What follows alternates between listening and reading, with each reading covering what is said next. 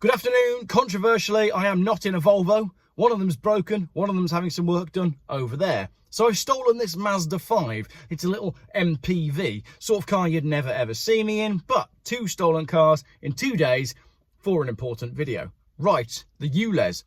In a Top Gear special, Jeremy Clarkson would say, sit rep, and then he'd update you on exactly what's going on. So, ULEZ, sit rep. Let's see where we're at. Firstly, let me reassure you just how much work is going on behind the scenes. Many people are working hard to do the right thing for motorists. Whether it's Phil, the ULEZ cat herder, a man who likes to bring people together, a man who likes to call me all hours of the day, a man who likes to send me very long WhatsApp messages. Phil, keep it up. You're doing a great job. And all the other ladies and gents in the WhatsApp groups working hard to make plans and get the word out. All people creating mysterious new pro-car organisations to get out there and get visible.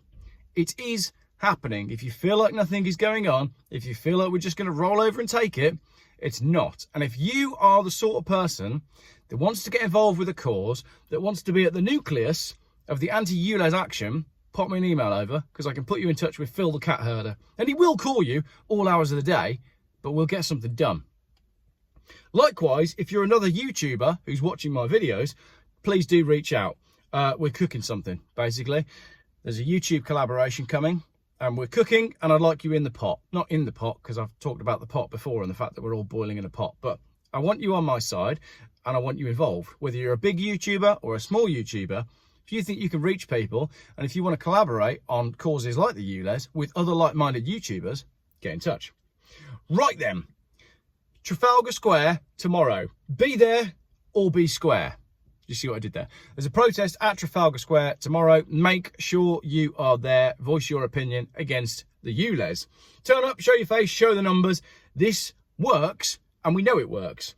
Get visible and get political, and we can beat them at their own game. Like what's going on with the farmers in Holland right now. Reuters article, Dutch farmers protest party scores big election win, shaking up the Senate. Go and find the stories for yourself. The Dutch farmers are not happy with what's going on. So what have they done? They've made a lot of noise. They did it through the right channels, and they've actually managed to take a pretty serious bite out of the power seats in their current Senate. So it is possible. We can do it. So what we have here is we have the moral high ground. Sadiq Khan is on the ropes. We know he bought the cameras before he did the consultation. We know the consultation proved to be massively against the scheme, and we know that he ignored the consultation.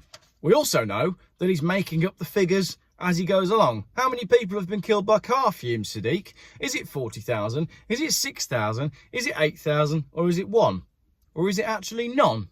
And can you prove it? Because I don't think you can. Further compounding this is the fact that it has now come out that both Transport for London and the DVLA have shown their cards, and neither of them actually have any data on vehicle emissions. So how can they send out the fines? Your car goes through a ULEZ camera, it sends a picture to Transport for London go, oh yeah, we think this car might be, the emissions don't quite work out for us. Let's go to the DVLA and get the data. And they go to the DVLA, but neither of them knows. So how are they fining the drivers of cars that are not compliant with the ULEZ if neither TfL nor the DVLA hold the records on the emissions of the vehicle? Anybody know? You tell me. On top of that, we now know that there's a number of ways to make your car ULEZ compliant. You can go to the manufacturer, you can get a certificate on the emissions, and then you can go to the powers that be with that. But more on that in another video. I mean, I'm not saying the whole thing is a fraud, but it certainly looks that way. So I've already touched on the fact that the cameras are being torn down. I've done a video on that, and they're being vandalised. And from what I'm told, they're getting torn down at roughly the same rate as they're going up. And long may that continue. No, I'm joking. I mean, this is despicable behaviour. But what are the people to do? They opposed the system through the proper channels. By all accounts, they won in all the proper channels. They got ignored, and they got steamrolled anyway. So why expect the people to just lie down and endure it while the cameras pop up everywhere? No, it seems the people are saying, if you're going to steamroller us, we're going to disable your steamrollers. There's plenty of reasons to have hope, not just on the ULEZ, but on everything that's going on at the moment. The French are being very French about the rise in the pensions age, which has been steamrolled through. And I think it's about time we learn something from our neighbours across the channel. I mean, I'm not talking about going out and buying guillotines. but we're definitely getting to that stage, aren't we?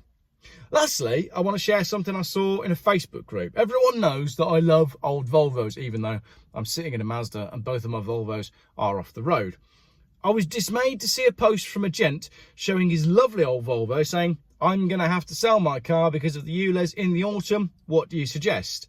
And to be honest, this post really annoyed me. If you're faced with the prospect of selling a car you love, that you've had for ages, to replace it with something that will be more expensive and that might be compliant right now, but who's to say it's going to be compliant the next time Sadiq Khan changes his mind about what is and isn't ULEZ compliant?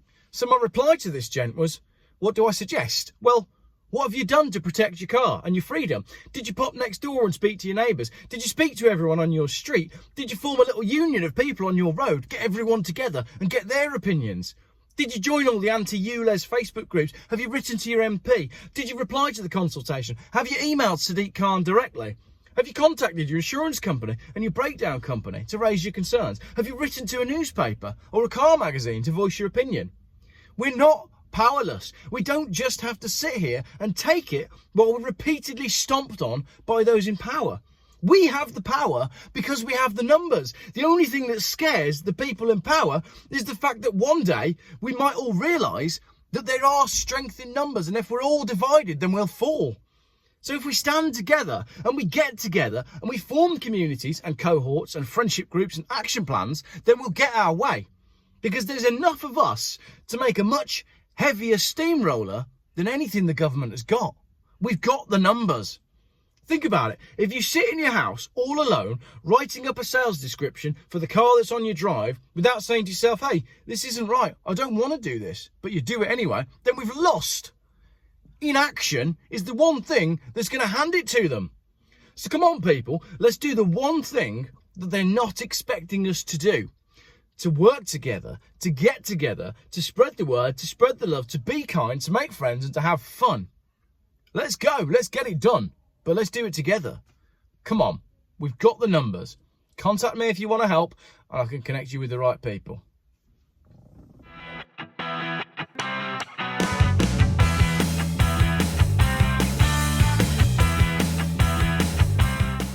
Geoff buys cars. Still, YouTube's most boring car channel.